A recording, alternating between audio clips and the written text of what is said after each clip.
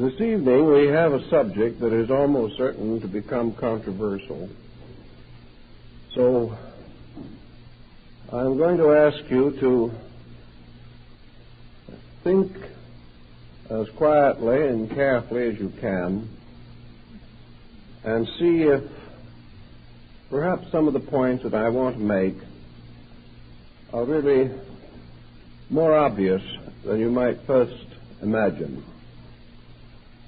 You must give a certain background to this discussion because actually most of our concepts of demonism, black magic, witchcraft, and diabolism belong to long traditional concepts and beliefs which have endured in our way of life over thousands of years. First of all, I think we should make one rather important differentiation. Most of the demons of antiquity were comparatively respectable creatures. The ancients believed that there were in nature spirits both good and bad. Good spirits they called gods, or in nature worship, kami, or elemental beings. Evil spirits they regarded as more spiteful and malicious by their natural intention. And these two orders of invisibles were used to explain a variety of natural phenomena. When things went well with man, he was grateful to his gods. And when things went badly, he propitiated his devils. For he assumed at an early time, and apparently quite sensibly, that God and the subordinate deities that attended the Supreme Being could not be the cause of evil. Yet as a mortal physical creature, man experienced certain disasters which he called evil. He found himself plagued with circumstances destructive to his happiness, his health, and even his life. He had to explain how it was that a good God ruling over a good world could produce destructive situations. To meet this need, orders of beings subordinate to deities, but still by nature malicious, were conjured into reality. Perhaps man copied this concept in turn from his own associates in this world. He discovered what we all find, that some of our associates are nice people and some prove treacherous or destructive. Some of our friends are faithful and others faithless. It appears that certain phases or aspects of our way of life are protective and others are destructive.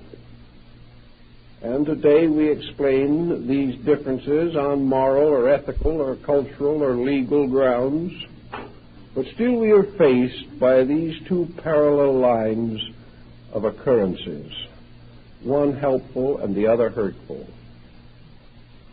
Going back over the history of primitive demonism, we note that nearly all of the so-called destructive forces were regarded as entities in themselves.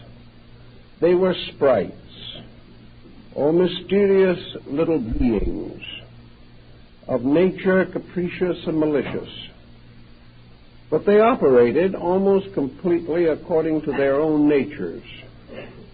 They afflicted or burdened people because apparently they enjoyed doing these things.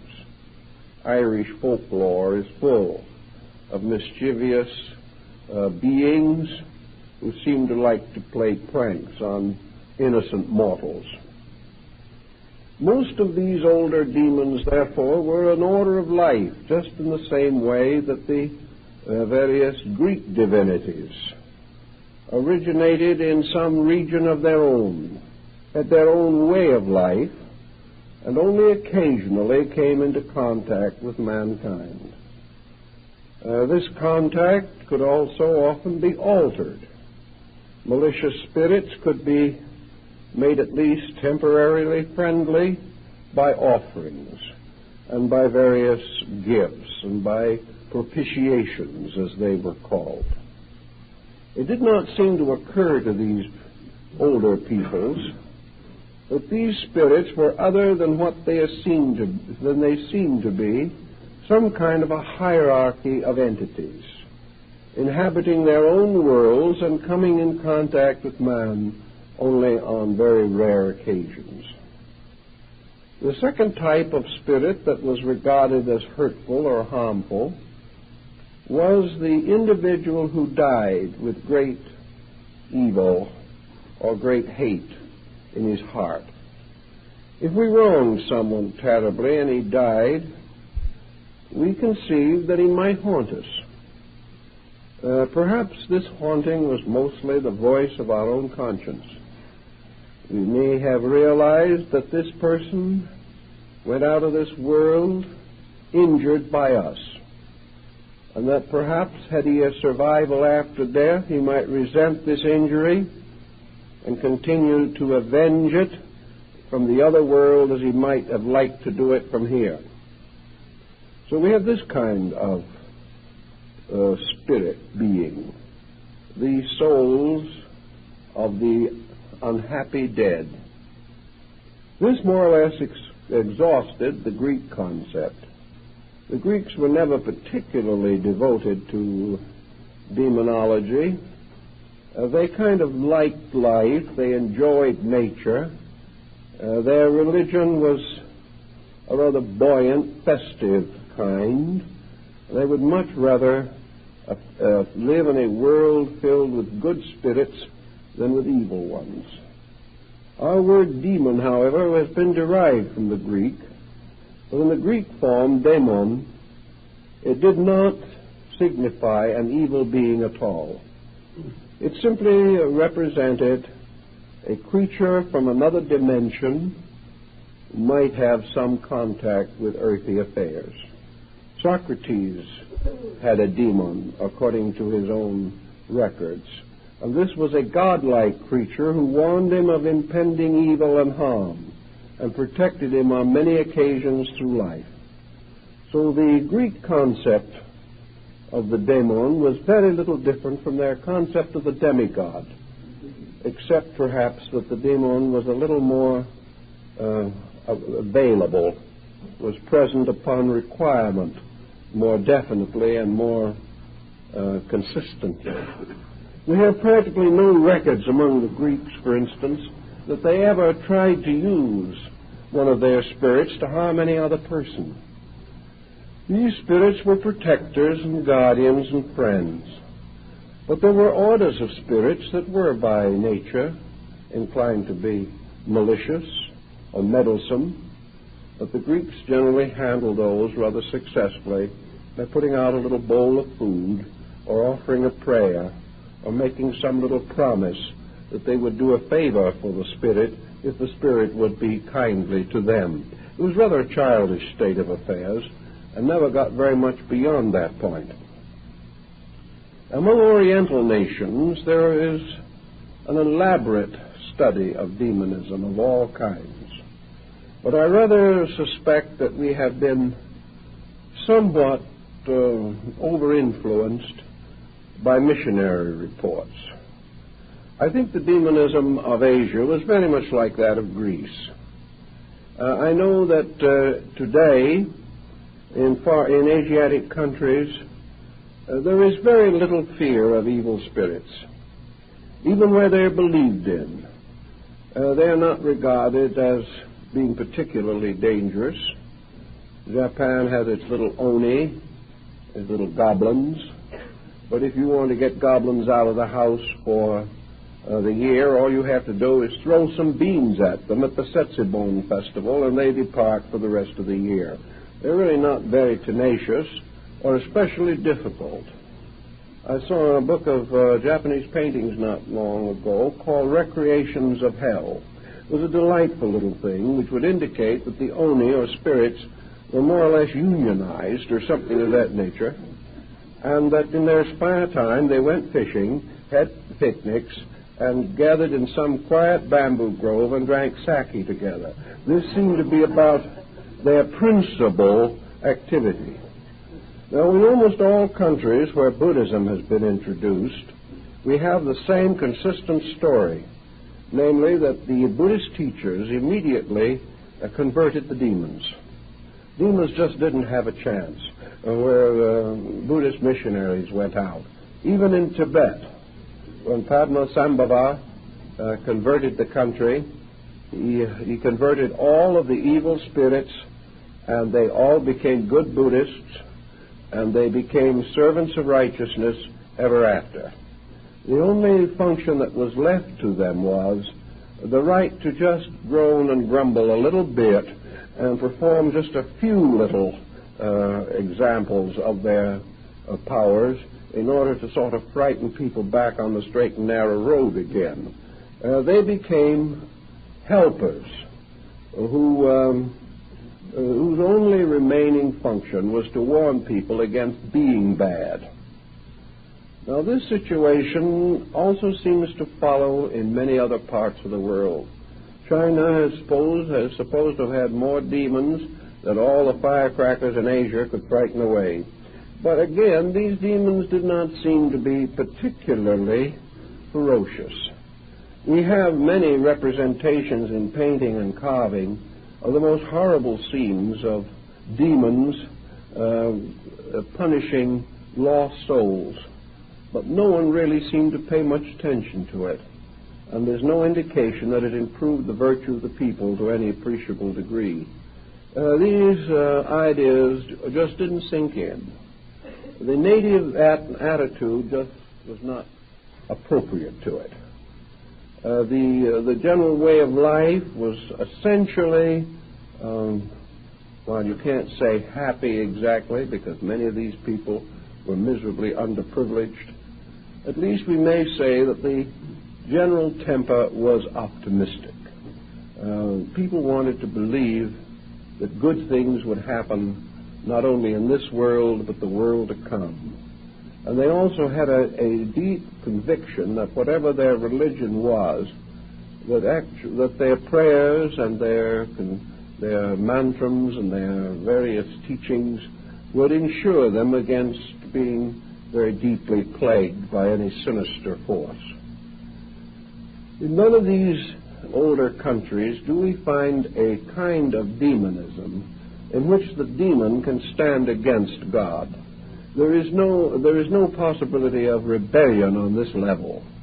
The demon is a nuisance, principally, represented as perhaps having some minor right to plague unfortunate humans, but even the demon himself rather inclined to repent of his evil ways and depart with very slight encouragement. Actually, I think the Chinese, most of these people, were more afraid of ghosts than they were of demons. Our philosophy in the West, however, seems to have from the beginning developed a rather neurotic attitude on this subject. In both the Old and New Testament, demonology seems to play a very real and significant part. And then as we went along through time, particularly in the Dark Ages, demons became very terrible sources of negative belief. They plagued everybody. The early Christian missionaries enlarged the population of the infernal region by populating it with all the pagans and all their divinities. This made it a rather congested area. Furthermore, the early church developed some very aggressive attitudes about how easy it was for a human being to lose his soul. He hardly had to do anything except miss one Mass and he was in trouble. Evil was ever nigh unto him, as St. Paul tells us, and he meant it. And he meant it very literally. And because of this, we see in Western civilization, all the way from the Mediterranean to Ireland, and all the way from the southern tip of Sicily to the most Nordic lands, this very great fear, this almost neurotic pressure in which the individual lived in an almost constant terror of some weird and terrible force. Here again, however, most of the pattern was firmly set upon what might be called demonism in its classical sense. The demon punished sin. The demons didn't bother good people. They had no reason to. But they had a strange and immediate power over sinners. It would almost seem as though deity had assigned them the right to do this. And that whenever a person broke the good rules, he was subject to the punishments and afflictions and burdens that the demons would administer as the agents of divine wrath or punishment. The church, however, had its ups and downs on the subject of demonism. Altogether, I think we can say that the general trend of early Christianity was against demonism. It existed very strongly in local areas. It raised considerable trouble and confusion from time to time. But every once in a while, something that was either common sense or a clearer vision of things would always step in and clear the situation for a while. I think that we can say that the demonism, as it was popularly practiced even in Europe, was never really according to the church canons.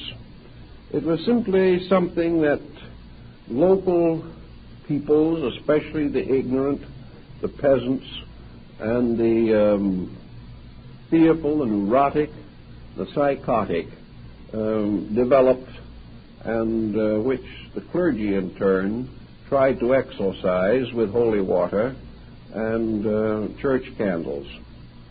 The attitude was periodically to clear this atmosphere and to not allow the concept of demonism to build too strongly in the early church history. Wherever it did build, wherever we had waves of this, we had also waves of incredible cruelty. We had horrible disasters, largely the result of morbid imagination. Now, every nation, every people of the world has produced neurotics of some kind. They're an inevitable part of life. Certainly they are more abundant where the pressures of life have a tendency to become abnormal. But there's always someone to whom healthy, natural, optimistic matters have no meaning. There are always people who live and brood and feel and fear and worry and hate and fuss and maintain jealous, negative attitudes toward each other. Such persons have always existed everywhere in the history of our race. So, there have always been psychotics.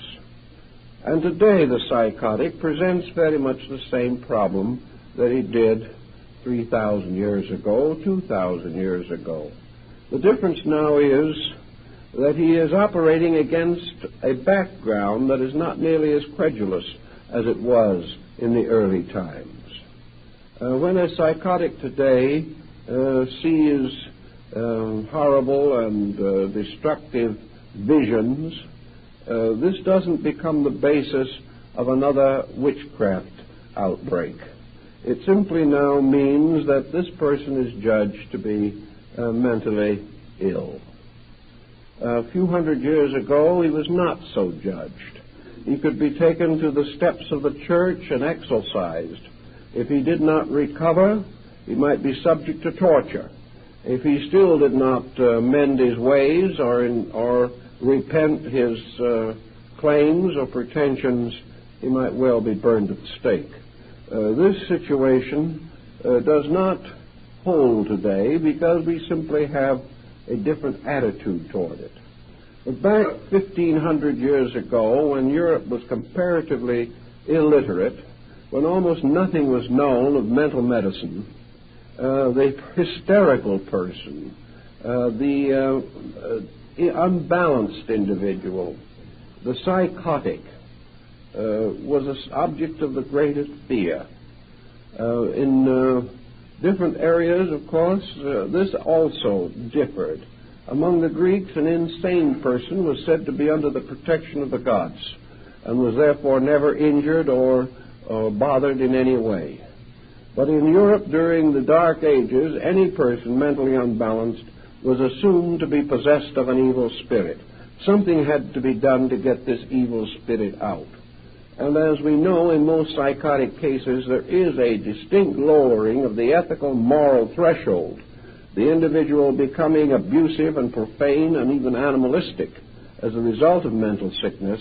It is easy to understand why older nations felt that this person had suddenly become inhabited by some very low and malevolent being.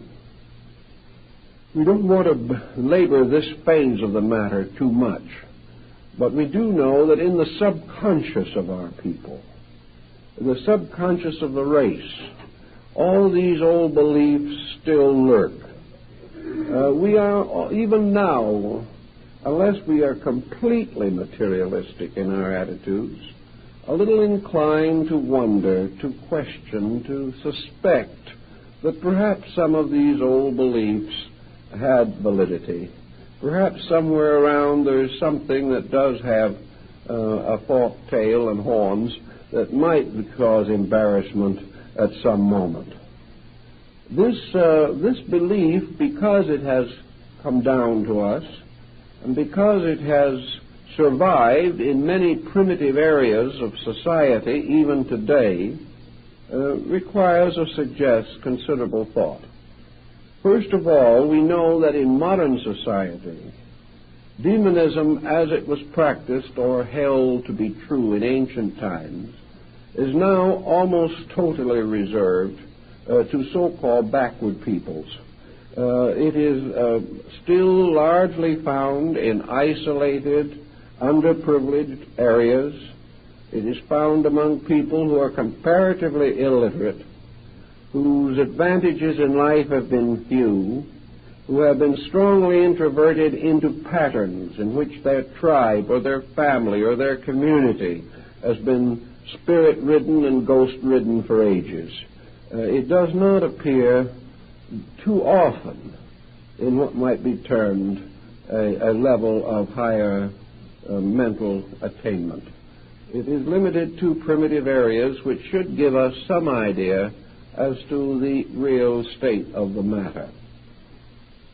Now, in more modern times, during what has been called the Middle Ages, there appeared another problem that really does not stem from real, honest, good old-fashioned constructive demonism. It is a different brand of this belief, and it has been called diabolism. And diabolism, or black magic, as it has gradually come to be known, indicates or holds the concept that of two things. First, that evil spirits naturally existing can be controlled or brought into the service of a magician, as in the case of Faust, and that this evil spirit will do the bidding of his master for a certain length of time, sign a pact with him, perhaps sign it in blood.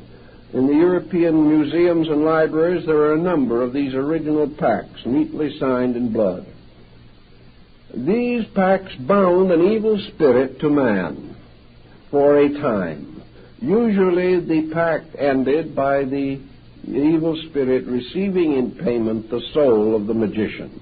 This is the classical pattern and is found in many old works on demonology.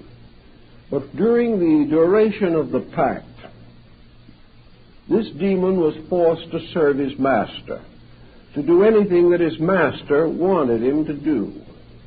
Now, in a great many of these old books, we find a very interesting line of thought, which seems to indicate that the demonism actually did arise from older beliefs.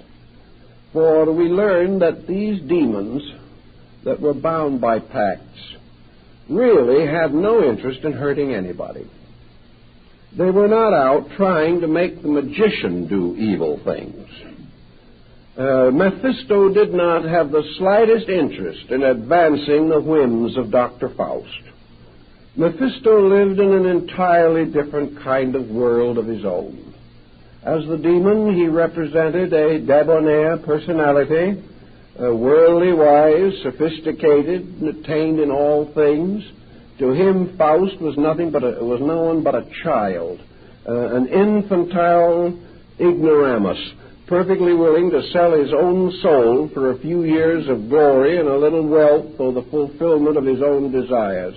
And as Mephisto himself tells us, he hasn't the slightest interest in Faust's desires.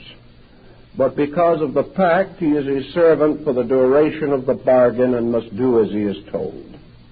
In fact, in a few instances, Mephisto actually intercedes and strongly recommends that Faust not do some of these evil things, which are senseless, meaningless, and purposeless. So in the demonology, it wasn't a case of a demon taking great joy in injuring people. It was a bored demon who had no interest in humanity, who didn't care whether humans lived or died, because he was no part of them. They were not his region, they were not his world. But he had made a bargain, he had signed a contract, he was, so to say, an apprentice to the sorcerer for a while, so he did what he was told and waited patiently until he could inflict final punishment upon the sorcerer himself. This type of diabolism, again, doesn't quite meet the thinking of most people of today.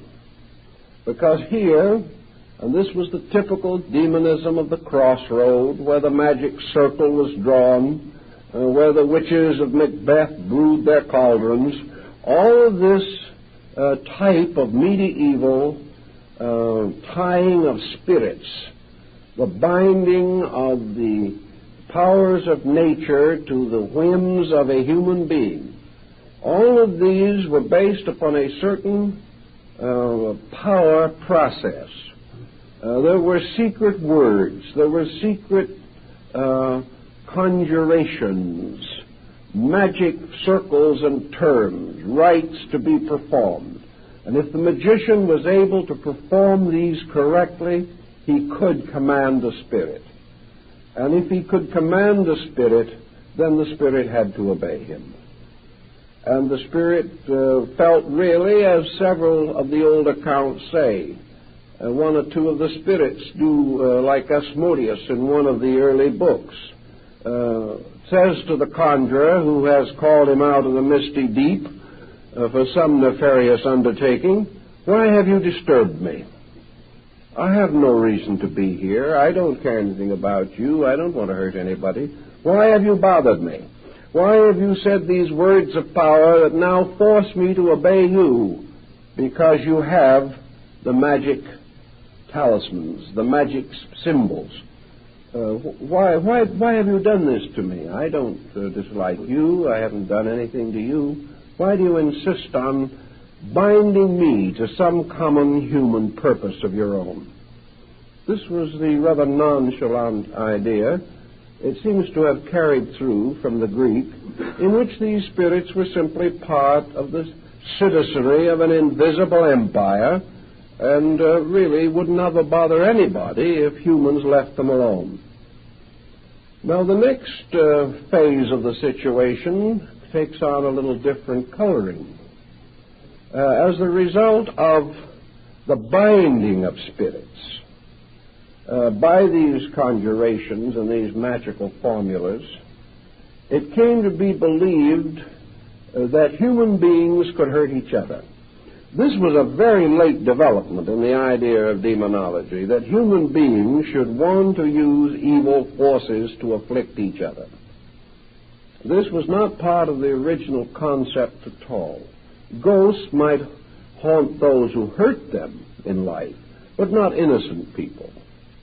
And in most countries, the ghost is a kind of a wavering symbol floating in the atmosphere in graveyards at night or something, but not inclined to do anything more than be there, although its presence might frighten some superstitious person out of his wits. But it was not really any particular idea. The concept that either evil wanted to conquer good or could conquer good came late. The idea that man might want to use evil, some kind of an invisible or magical evil, to hurt other people. This was simply not part of primitive ethics in the majority of instances. It arises occasionally, but is certainly of the exception rather than of the rule. But once we began to believe in witchcraft, once we believed that human beings could make pacts with demons, or could develop within themselves some evil force, could pervert their own natures, and begin to burden us with their perversions, like the witches of Europe riding on their broomsticks to the Sabbath on the Brocken, where that human beings themselves voluntarily and of their own inner conviction chose to become evil, chose to hurt or destroy other people, and sought in long and difficult processes to discover means by means of which they could bewitch or haunt, or in some way from a distance plague or hurt normal, innocent folks. Antiquity had very little room for this concept because it simply did not believe it. It believed that the so-called spirits could exist. It believed that evil people could do evil deeds. But it simply did not develop any strong concept of black magic as we think of it today. It was outside of the grand concept of life which these people held. And they would not permit something to be believed that did not fit into the great theory of the kind of world they lived in. And with the exception of very primitive people, there was no general group in society that believed that the world was created for the purpose of perpetuating evil, or that evil had any chance of conquering good. In the long, difficult picture of things, even in the Mazdian faith, evil had no real power to ultimately achieve victory over good. Good was real. Good was deep and great. Evil was passing. Evil was linked so closely to the infirmities of men that it became more and more obvious that most of the evil that we have attributed to demons really arises in the nature of man himself. That we are the creatures who seem to possess the strange power of being malignant in some way, malicious, malevolent in our conduct towards other people.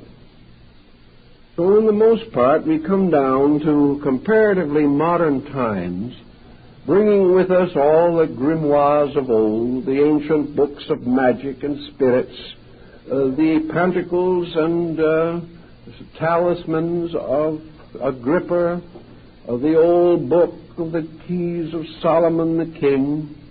We have all these beliefs that have been shadowed down through time. Books that have to do with the creation of an empire of sorcery, a sorcery in which all of the common good of life is threatened and the universe is placed at the disposal of the sorcerer. If he can become wise enough, if he can become strong enough, if he can become skillful enough, there seems to be no limit to what he can do to ordinary, well-intentioned, God-fearing people. This concept has lingered on, however, in an extraordinary way. And unless we begin to think it through somewhere, we have to face it more frequently than perhaps we like to really imagine. Even in our most sober moments, we are afraid that somewhere around us, somewhere in space, are powers of evil. That these powers of evil, operating upon us from the invisible, or coming into focus here through persons of evil nature, that these forces can do us great harm. We have also come gradually to lack the marvelous solutions that ancient people had. Most of the time now, the solutions which took care of everything 500 years ago just do not seem to be adequate anymore. We are too smart to believe the solutions, but we are not smart enough not to believe the original idea. In other words, we are foolish enough to believe in these evil principles, but not wise enough or not gullible enough to believe in the simple remedies that always took care of them satisfactorily up to recent times. In those long periods in which we were either blessed or cursed by the lack of psychiatrists, these things more or less took care of themselves. Every community had its own local psychiatrist in the form of an elderly widow or someone of that nature, preferably the seventh daughter of a seventh daughter born with a veil. If we could find her, everything would work out. But how did it work out? Just as it works out in the reservations of Indians down in our New Mexican and Arizona areas today.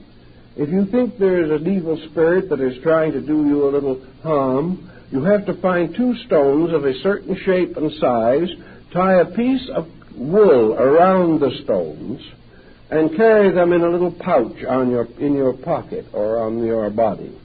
If you have made this little talisman correctly, you have nothing more to worry about. You're in the clear as far as affliction of that nature is concerned. If you're bewitched, all you have to do is wear your coat inside out for a couple of days and it's taken care of. These things certainly cause no more trouble. If it's too bad and you just can't handle it yourself, you go to a bruja, which is another witch, and you pay a very reasonable sum for the second witch to bewitch the first one, and then you go home and go on with your affairs as always. There was always such nice, easy ways out. In the medieval period, all you had to do was confess, do a penance, and be sprinkled on with a little holy water, and the situation was reasonably well in hand. We still have the fears and the worries, but we've lost confidence in the remedy, and that is a rather sad state of affairs, because we now have no way of getting ourselves out of these attitudes. Once we get into them, it becomes a deep and involved and troublesome process. we just are a little less optimistic about how to cure our own infirmities. Perhaps too much dependence on the professional level of things.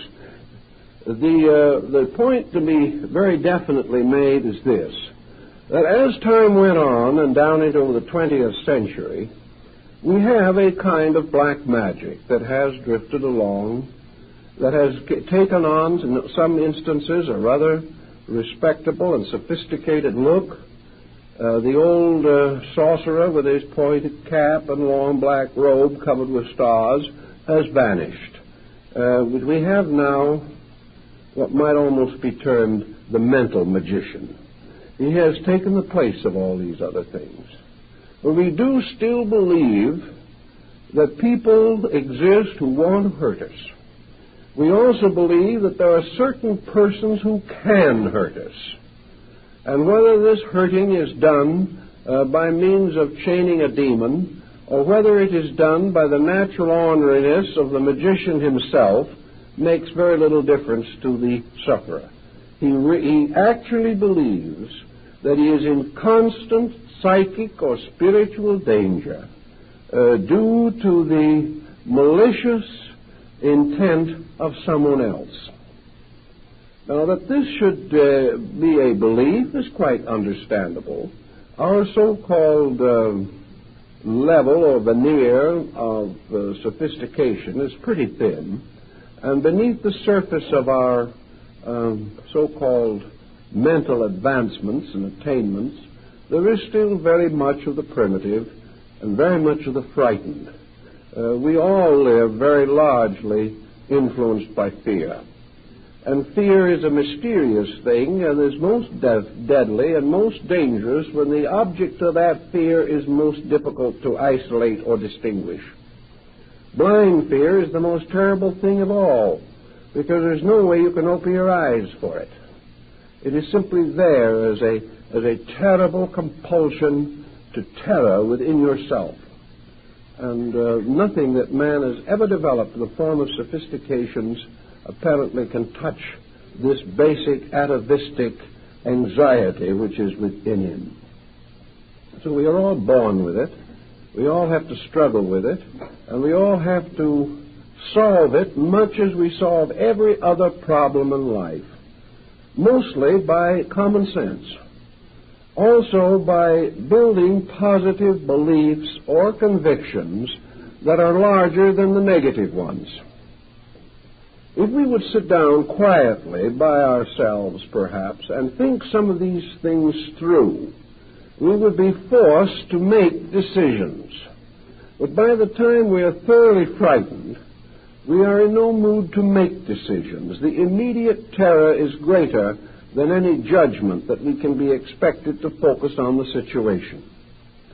So the same problem that answers ignorance in every other form must be applicable to this form.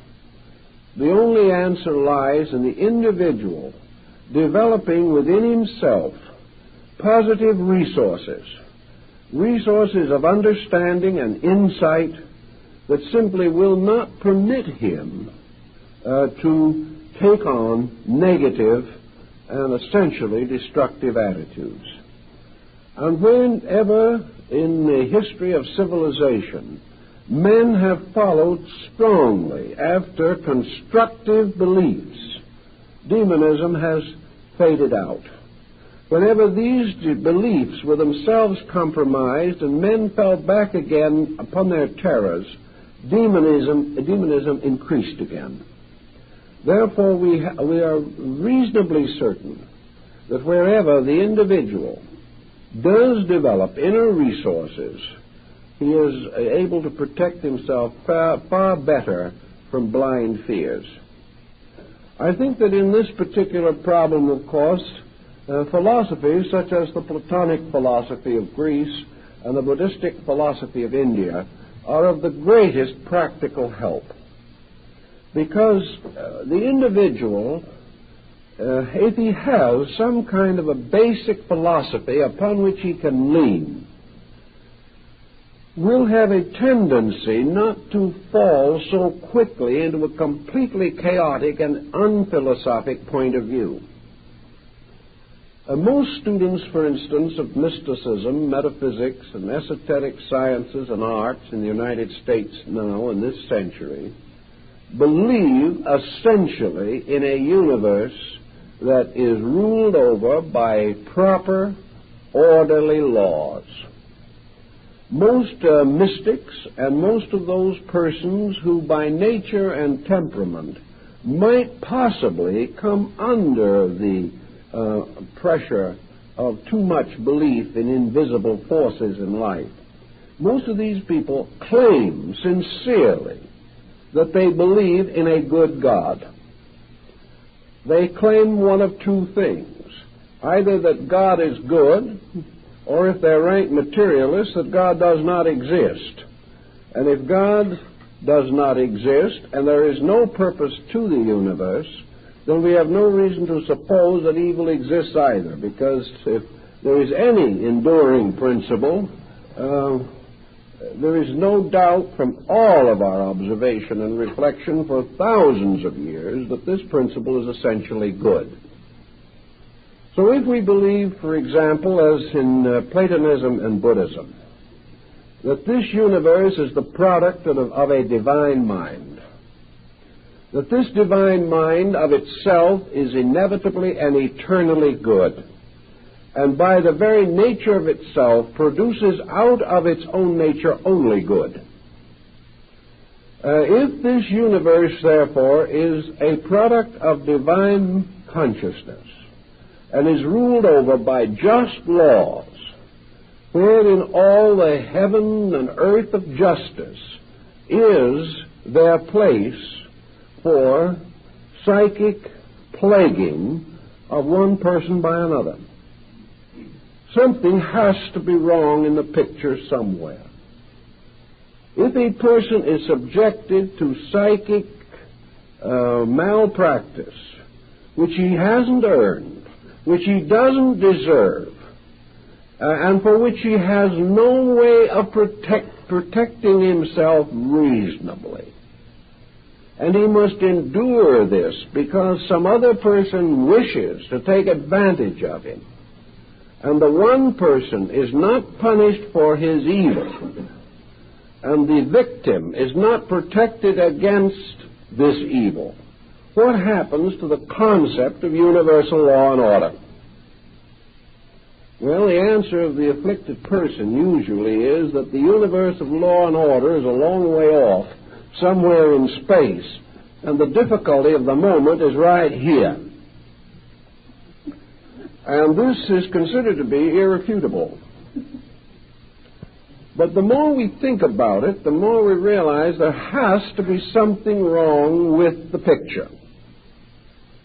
We have to realize that if it were true that by means of the faculties that we are normally endowed with, we are capable of exercising extraordinary malicious influence over other minds, if it is possible for a mind, for good or for ill, to control the life or destiny of another human being, simply because this mind is stronger and the other mind is weaker, and the weaker mind has no defense whatever, we would be in a situation in which the whole world could very well become involved in what might be termed psychic warfare.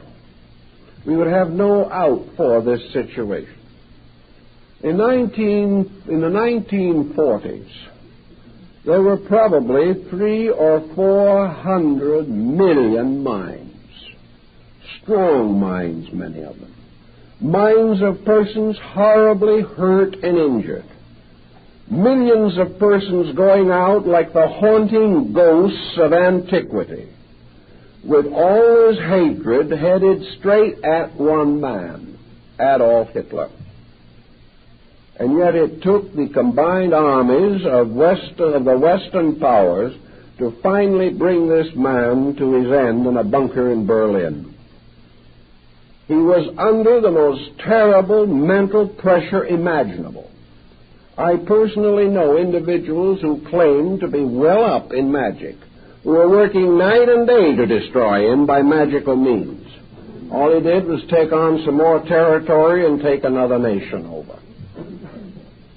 Hundreds of millions of minds with just cause for the greatest hatred. Didn't get very far with him. What finally got him was himself. The same might be true of Mussolini. The same was certainly true of Joseph Stalin. The probabilities are that almost as great an amount of hatred was turned against Wilhelm Hohenzollern II, who passed a pleasant and quiet old age in Holland. Why? If one individual can, by means of mental suggestion, destroy my life or your life, how is it that they can never seem to get the fellow that needs trouble the most? They don't get him. He keeps right on going. And the reason why he almost certainly keeps on going is because he doesn't believe that these other people can do it. He is so sure of himself. Hohenzollern with his me and Gott. Hitler, the man of destiny. Napoleon, the man of destiny. It was their own arrogance, their own conceit, their own stubborn unwillingness to listen to anyone else that finally destroyed them. But the sorrow, the pain, the agony of minds did not do it. The prayers lifted up against these tyrants did not seem to operate very effectively. And yet we like to assume that these same forces that cannot touch these men, even when augmented several millions of times by concerted thinking, that one lonely character of uncertain mind can destroy us. Actually, we have to re-evaluate this entire situation. And it is a little difficult to do because there are things we so desperately want to believe. And there is nothing that we want to believe more than that which we see, that which we hear, and that which occurs so directly and intimately to us that there seems to be no possible way of evading or avoiding the situation. What we see that happens seems so factual that we cannot escape it. Now, in Buddhist philosophy, we have these repentant onis, miscellaneous secondary demons, who more or less finally went to the robe and became good Buddhists themselves. And what do we have as the answer to the rest of the problem in Buddhism? There is one thing, and that is perhaps the most important key to all. There is one legitimate cause for the individual to be in trouble, and that is karma. Now, karma is not a monster. It is a good law, absolutely necessary to us. But like the Mio of China and Japan, the ferocious-faced deities were always smiling in a kind of a wicked, sardonic way, as much as to say, I shall have you for breakfast. These Mio, or Fudo Mio, represent karma. They represent the inevitable power of retribution. And to the Eastern way of thinking, karma is this thing which is itself a divine good appearing to us in a horrible and destructive and unfortunate and unpopular appearance. In both Platonism and Buddhism, an individual has to be in need of some type of punishment, or it doesn't come to him. He has to experience that which he has caused. Let us say, for example, that back somewhere in the Middle Ages, a second or third-rate sorcerer appeared who really believed, perhaps, that he could use these evil forces for his own advantage. Perhaps he didn't use them really for his own advantage. Perhaps he didn't even know whether he did or not. All he knew was that when he prayed that a person would die, that person would sicken and die. And it was obvious, therefore, that his prayers had done it. We know today that this does not necessarily constitute the answer, but as far as our medieval sorcerer is concerned, he may have believed it. So we might assume that all the way down through time, there have been individuals who have sold their souls for wealth, for power, for the fulfillment of their ambitions, and for the fulfillment of their appetites. These individuals have conspired against the public good. They have cheated and stolen and bribed. They have done all kinds of unpleasant things. Perhaps when they did them, they thought it was all right to do them. We've got the whole generation of people now making the most stupid possible mistakes with a very good attitude on the whole thing. I've talked to people recently who have admitted frankly that they see no reason why they should not get the last dollar they can, no matter who they take it from. The problem is now you're respectable if you get the dollar. How is no longer a problem or a question. So people compromised their principles down through time. Some did it in the name of religion. Some did it in the name of power. Some did it in the name of business. Some did it in the name of the learned professions. But they exploited. They took unfair advantage. They used knowledge and skill to hurt with.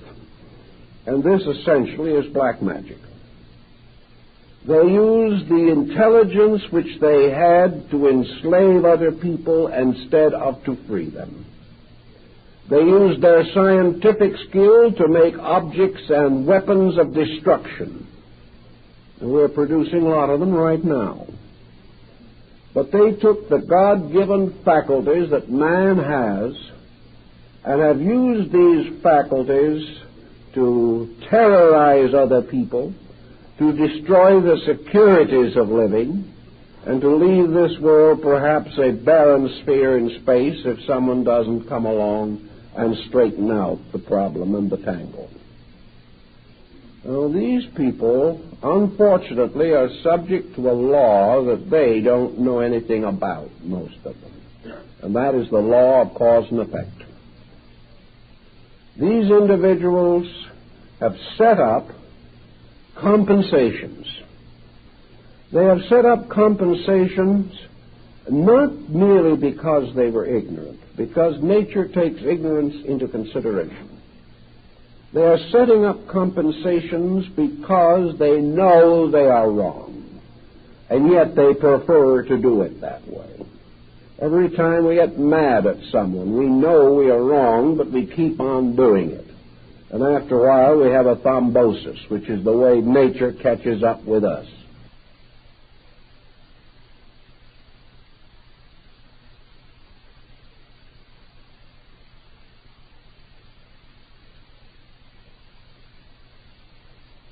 When we do what we want to, the world is wonderful. But a thrombosis is sent by the devil. We haven't realized that in many instances, The devil, which is merely a form of the deity Fudo or Yama or Mara in India, is the luring, flame-encircled image of karma.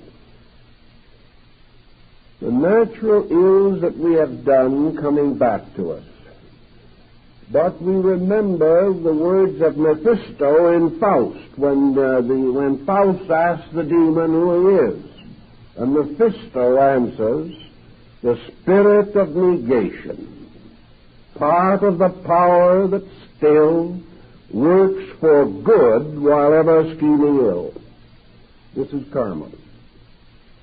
In other words, the demon is simply the long way toward the good, the roundabout way through the mistakes that man himself makes. So there is one way in which things can go wrong with us that we cannot explain.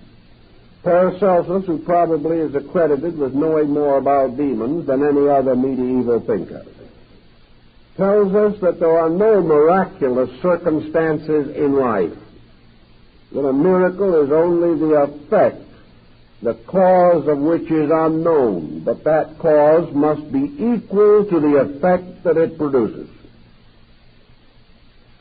So what we term psychic persecution today is an effect. There has to be a cause for it. And where are we going to find the cause? Where in the universe can we find a just cause that something unfortunate should happen to us? The only possible answer is that the just cause has to be ourselves. There has to be a lesson which we must accept. There has to be unfinished business. When this moves in upon us, we can join the Hindus and the Romans and the medieval Christians and the Goths and the Celts in assuming that an evil spirit is bringing it in a pack on its back. But this evil spirit, so-called, is nothing but the retributional aspect of universal law. A good spirit, a saintly spirit, is the spirit of the reward for good. The evil spirit is the spirit.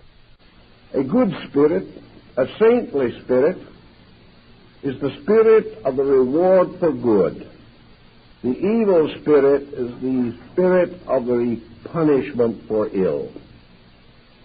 So nearly all of the infirmities which we would like to shift onto the shoulders of either some actually well-intentioned little demon of one kind or another, or upon some person with malicious intention to us, we have to finally face the fact that in the universe, law and order must be maintained.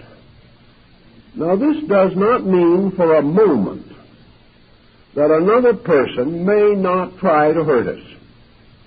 Let us clearly realize that there are a great many parlor sorcerers, even in this century. There are people who would love to hurt us, perhaps. Not many, fortunately, but some. There are certainly individuals who, disbelieving our principles, are praying to God to punish us. Perhaps they have entirely misunderstood and misjudged us, but we are not receiving any constructive mental influences from them. They believe the worst. And because they believe the worst, they keep on sending to us any negative or perverse thought that might be available. Yet have we any defense against this?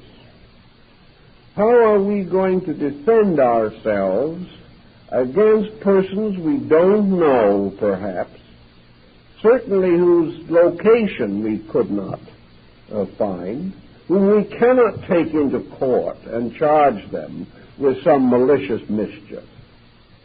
Persons who perhaps we have gradually come to fear with such an intensive terror that it is destroying our own rest and sleep.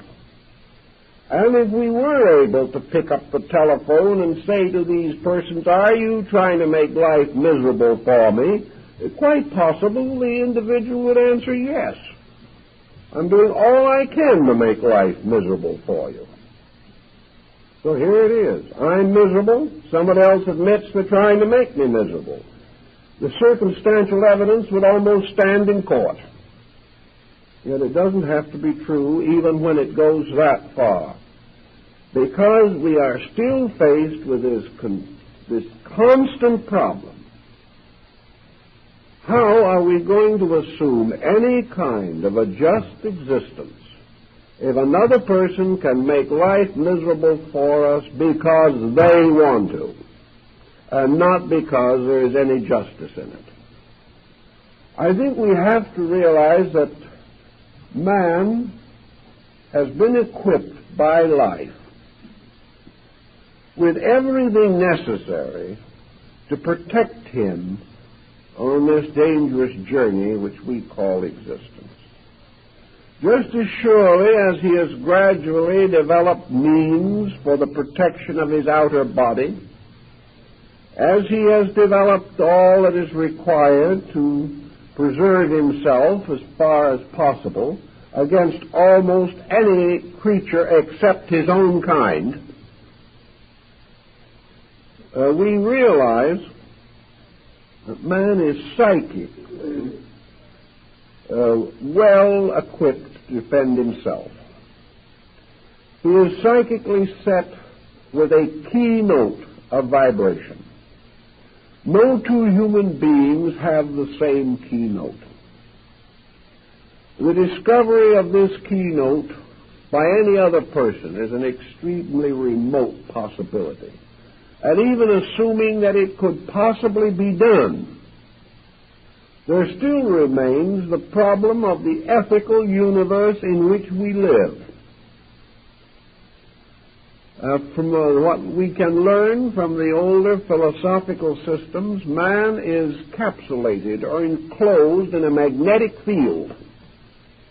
This field, in turn, is surrounded or held by a mysterious thing called the auric egg. The walls of this egg are stronger than steel, but completely invisible. Against this field, any bacterial organism, anything of this nature, has almost no chance whatever of making any inroad upon man. In fact, nearly always, any individual who suffers from a bacterial or germ infection or contagion does so because primarily the germs are already on the inside of this situation. We are carrying all these in our own bodies, and they are coming out into victorious manifestation because of mistakes that we make in the maintenance of our own economy. If we allow ourselves physically to run down, the germs take over. If we build up, the germs retire. Nature has provided us with a most extraordinary defense mechanism. And this mysterious mechanism extends also into our psychic lives. If we can assume an honest person owing no psychic debt to anyone, living a constructive life, and free from any immediate pressures of karma, if we assume this person and assume that they are a well-integrated individual, I think we can at the same time assume that so-called malicious psychic persecution is impossible for that person to suffer. Something has to happen to break down the natural defenses of the individual. And these breakdowns are the real cause of the whole problem. Somebody who wants to use some mysterious ability to injure us can turn that ability in our direction. But if we are not a proper receiving station, it goes right back to the original sender and causes more trouble than it can ever cause us. Because always the sorcerer finally becomes the victim of his own sorcery. He is setting up negative karma in himself, and this karma will destroy him more rapidly than a bullet. So no matter what he wants to do to somebody else, all he can do is destroy himself. The answer as far as this affects us lies in a number of secondary situations which seemingly have a strong bearing on this matter. One of these secondary situations that I'd like to particularly mention is that there seems to be a proven and demonstrable fact of thought transference. In other words, we are unable to disprove and have no desire to disprove that the thought of one person can be communicated to another. I think we will find as time goes on that this power will increase with man, and that in time it is very possible that the principal form of communication will be by thought transference. Thought transference, however, is only another step beyond radio, television, and the telephone. It began with the telegraph and perhaps smoke signals long, long ago. But when the telephone was invented, we did not have a wave of psychic persecution nor an epidemic of sorcery. We have not had it with television. We've had several forms of negative thinking, but we haven't had any evidence that the fact that I can pick up a telephone and talk to you is any indication that I can hurt you. At least I can always assume that if you don't like what I have to say, you can hang up the phone. Also, there is no reason for you to do anything that I say, regardless of what I say. I can look at you and say I am the ghost of the pharaoh Ramesses the Great, and I'm paying 10 cents to send this phone call directly from Cairo, and I expect you to do what I tell you to. And in the majority of cases, the receiver will hang up. There is no reason, there is nothing to indicate that thought transference is a legitimate basis of mental persecution. The fact that a thought can get through no more means that the person who receives that thought is vulnerable to some negative force than it would be if he picked up the telephone. Thought transference, it is true, does come into us, perhaps in a rather mysterious way. Sometimes it is not completely obvious how it arrives. We awake in the morning with a sense that we have received a message. We may perhaps seem to hear it in the air around us. Perhaps it is only a mental impression, and we have a strong feeling that something is happening to a person near us or one with whom we have concern of some nature. Tragedies to loved ones, danger to family and children are very frequent causes of this thought transference, and it is quite frequently associated with the death of a person at a distance. I have gone over hundreds of these stories and records. They are on file in many groups and appear in many books if you want to spend the long time necessary to dig them out. But I haven't read one account in which this kind of thought transference carried with it any overt moral persuasion to do anything. At the time of the death of Lord Nelson, Lady Hamilton received at the moment of his death the clear impression of his death. She knew that he was dead. But this was not accompanied by any effort on the part of Nelson to indoctrinate her with anything, hurt her, injure her, or over-influence her. It was just the spontaneous pressure of a great desire to communicate. Now, most of your thought transference has practically no normal vicious associations. Telepathy is not a proof that one person can hurt another mentally. Even presuming, which is difficult because usually in cases of telepathy, there is a very strong basic rapport between persons involved. But even presuming that an individual with evil intention was able to send a thought of a destructive nature, it still must pass through the consciousness of the receiving person, who has at every step of the way the right to resist it, the right to deny it, the right to declare it invalid and unsound or evil, and therefore to refuse it or to decline it completely. There is no way in which this can be prevented, unless, of course, the person who receives it secretly wants to do what this thought implies. But there is very little probability of transmission on this basis anyway, because we find always that the necessary rapport is sympathy. Hatred is no ground for sympathy. Evil is no ground for sympathy. There is no sympathy between an evil person and a good person. Therefore, the sensitivity necessary for normal communication simply is absent.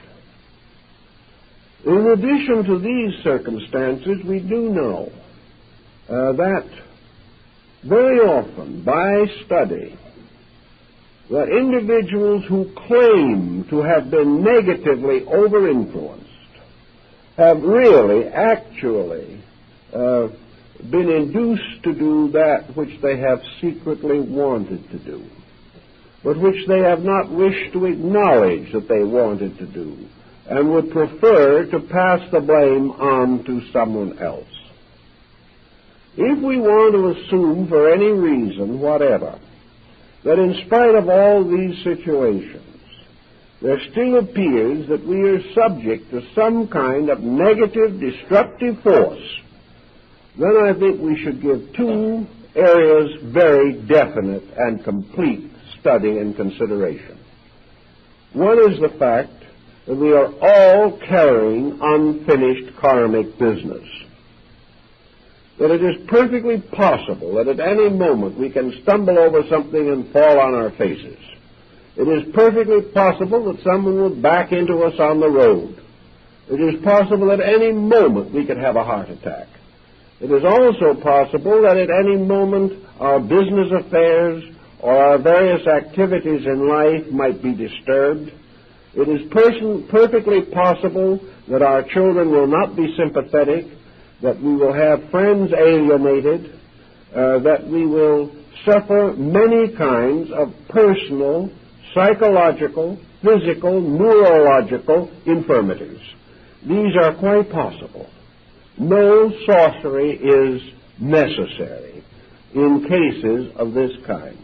And this is particularly true where the individual is introverted, hypersensitive, highly nervous, worrisome, or potentially neurotic.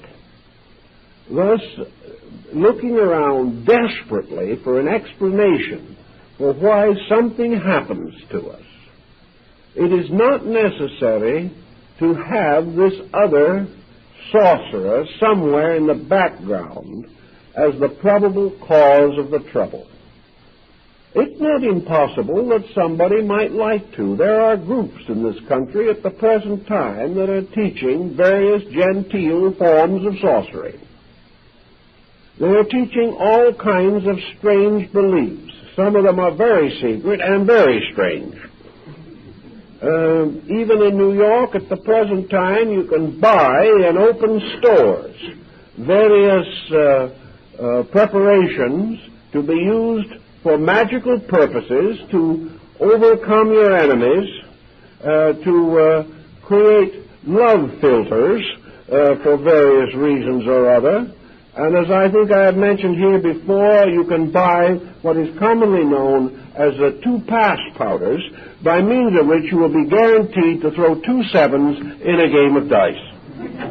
These things can be bought today and are sold in great quantities to people who certainly should know better, but never will. It is quite true there are groups, and one of the things that these groups do, which leads to a great deal of trouble, is to bind their followers with oaths and obligations, warning them that if the follower ever leaves the organization or fails to do what he is told, he will be the victim of the most horrible punishments, that the most malicious forces will be turned against him, and that he will just be made as miserable as he will permit. This is actually done. And it is done by groups that claim to be overflowing with brotherly love and Christian fraternity.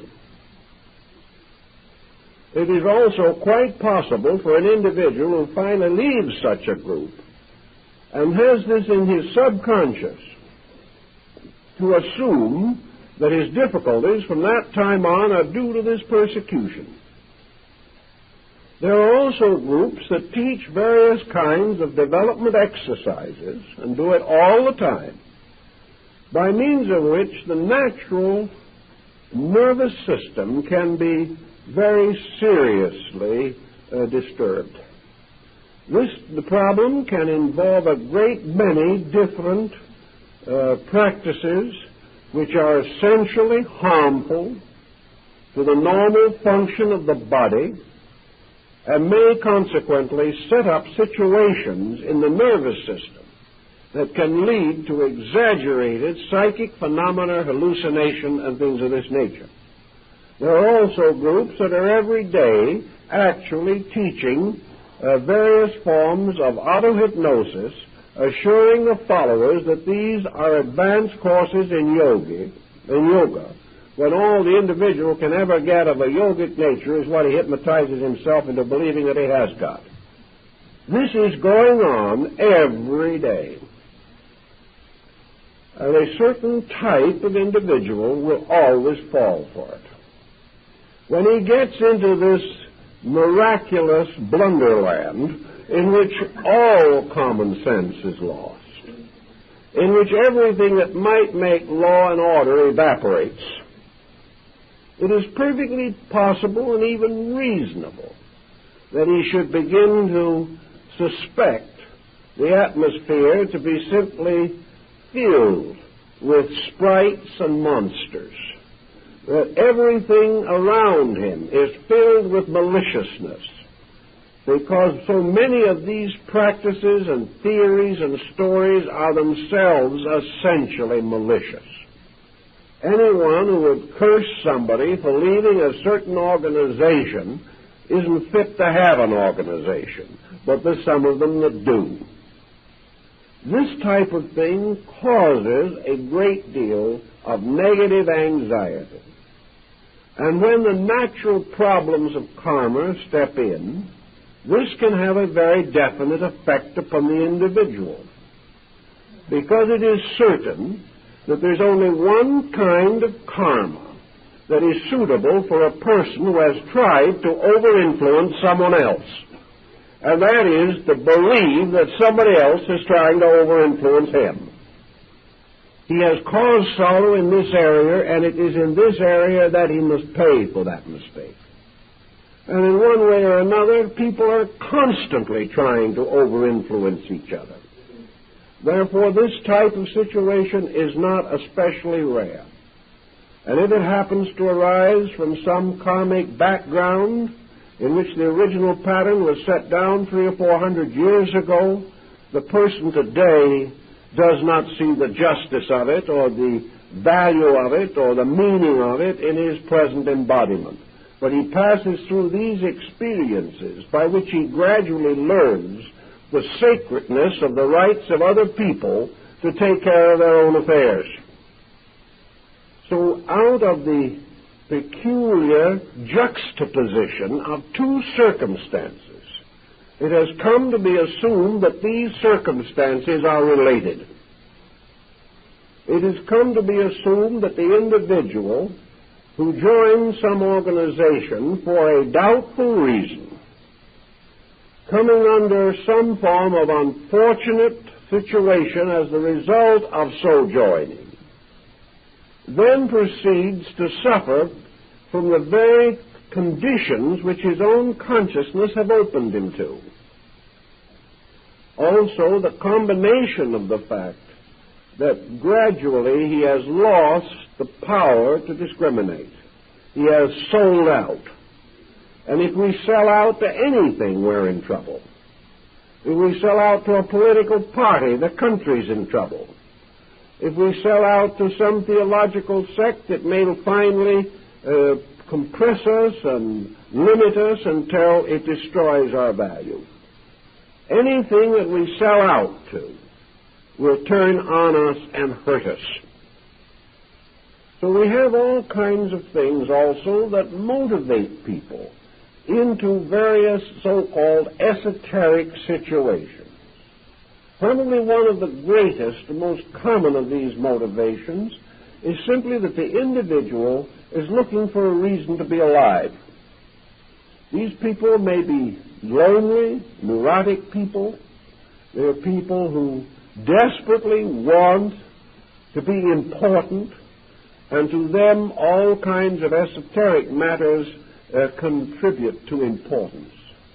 The individual who has never been able to influence himself correctly will love to influence the rest of humanity. So these people trying to find interest in life, trying to find forgetfulness to their various limitations, trying to get new areas of influence, trying to buy their way into a valuable life, trying to develop powers which will enable them to accomplish mentally what they have no desire to earn physically.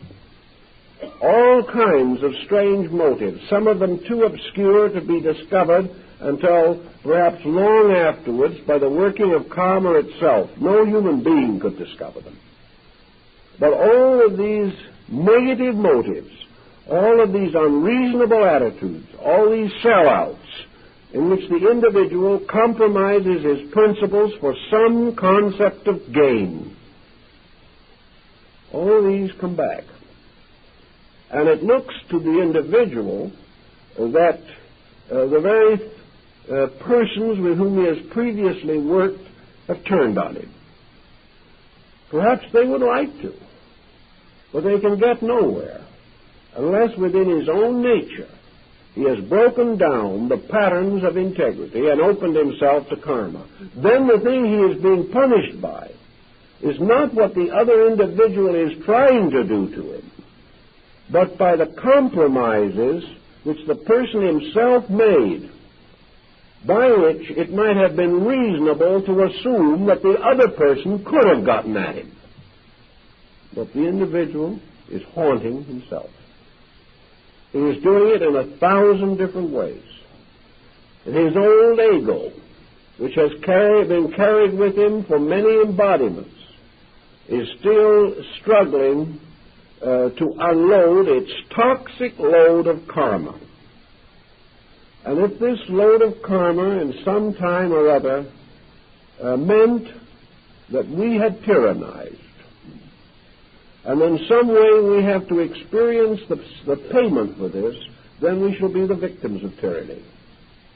Whatever cause we set in motion, if somewhere in long ago we prayed the gods to afflict somebody else, we will sometime awake and think we hear someone else praying the gods to afflict us. I've actually had people come into my office here and ask me if I wouldn't pray for the death of one of their relatives so they could inherit his money. Now, that an individual like that should come finally to believe that somebody else is praying to get rid of them is nothing short of poetic justice. It is not a sign that the bottom is out of the ethical universe. It is not a sign there are no laws in nature. And there is certainly not a sign that good people can be the victims of bad people. Buddhism and Brahmanism and Hinduism all teach that another man can take our body. We can be killed. We can be shot. We can be stabbed. Or we can in time simply die from natural causes. Our physical bodies are vulnerable. They belong to this world, and they can be taken from us by the various incidents and accidents of life. But to all these systems, this is not important. Actually, the only thing that is important to man is the integrity of his own consciousness. While he is able to keep this, the rest of his fate and destiny are secure. There is nothing else that he need to fear. There is nothing that he can successfully fear. And there's nothing that fear can do for him except make him sick. Therefore, if a person finds themselves in this kind of a situation where they think that they are the victims of some malicious mental force being turned against them, let them always remember certain things. That whether such a force exists or not, the fact that we believe that it is doing this to us can do us the greatest harm. Also, most metaphysicians of even the traditional school tell us frankly and firmly, and have said so again and again, that if we change this believing, if we return only good for evil, if we return only strength against weakness, if we reply only in the most constructive way to any seeming circumstance which is incomprehensible to us, we are then, by every level, every count, and every theory, doing the greatest possible good for all situations concerned. In other words, if in the presence of some such a negative thought, we can simply go no further than to say that we still believe that there's somebody trying to hurt us, but that the only answer that we have is to bless that other person and to realize that as far as the universal principle is concerned, this person who might be trying to hurt us should be the object of sympathy. They're the one in trouble, not us. They're the one who are in need of assistance. For the moment, for any reason, we wish to hurt another, we are in the most desperate danger ourselves, not because of the fact that we are opening our natures to some strange, infernal, perditional punishment, but simply because this type of thinking sets up psychosomatic patterns within ourselves which will destroy our bodies, minds, and hearts. So any individual who is anxious to do evil, desirous of exploiting anyone else for any reason, should be the object of our greatest and deepest sympathy. They are not big, strong people endangering us. They are little, weak people endangering themselves. If we will take this attitude consistently, we will find that they cannot, directly or indirectly, do any harm to anybody. And the main point is that whether we believe they are doing anything to us or not, and whether in the course of time we discover that the whole thing was our own attitude and not anyone trying to hurt us, regardless of how we want to explain it, our own cheerful, constructive, idealistically, spiritually correct attitude at that time is our greatest protection and our greatest solution.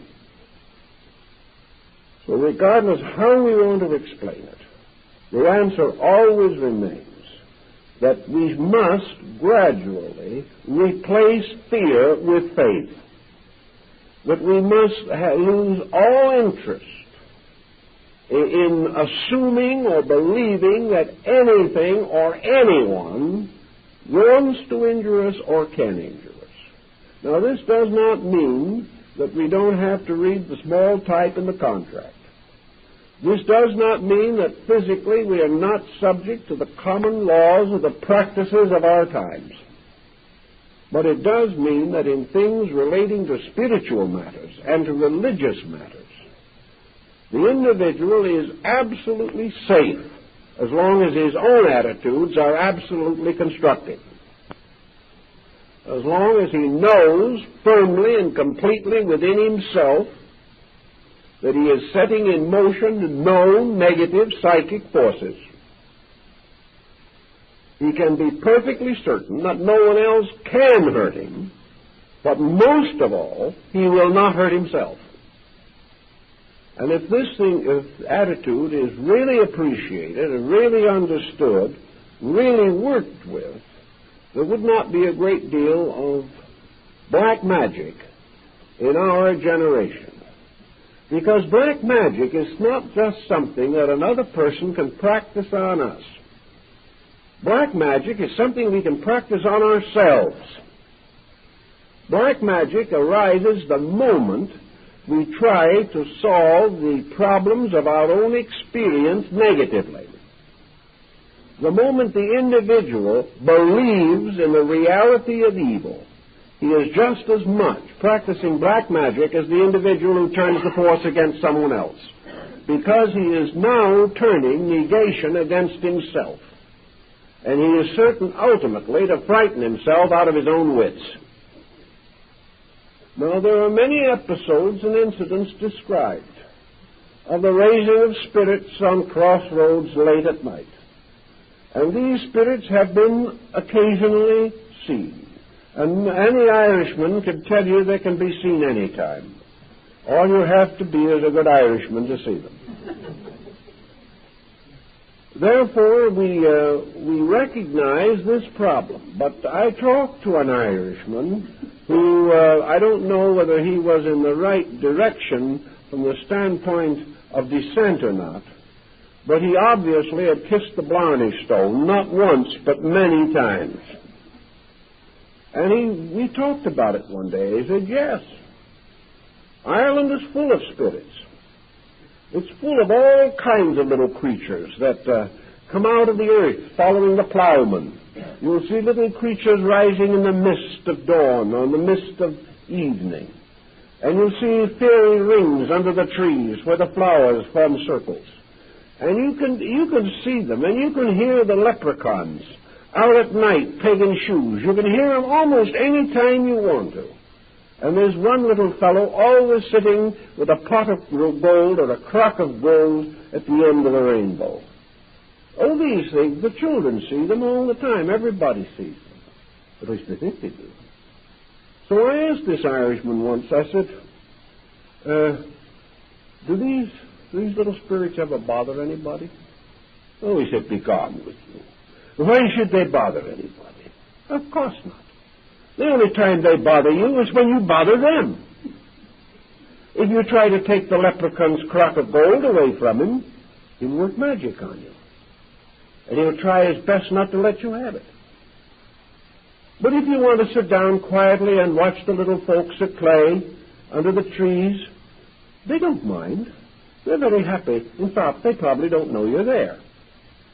So he assured me that unless somebody bothered them, they never bothered anybody else.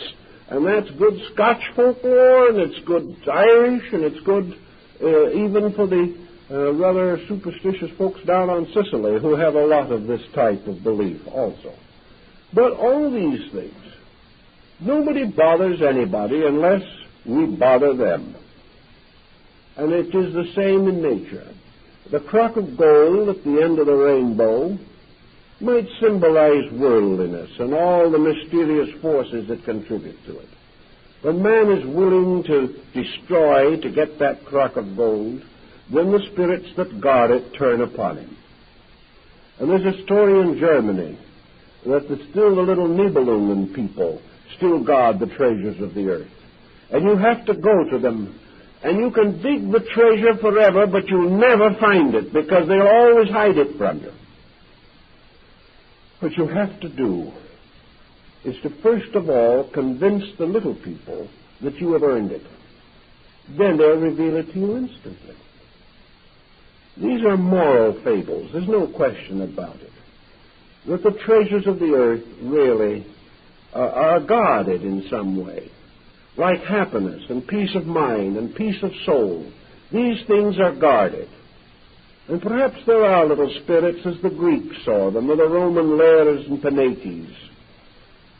And these little spirits are the guardians of things to protect man from ever having what he doesn't deserve.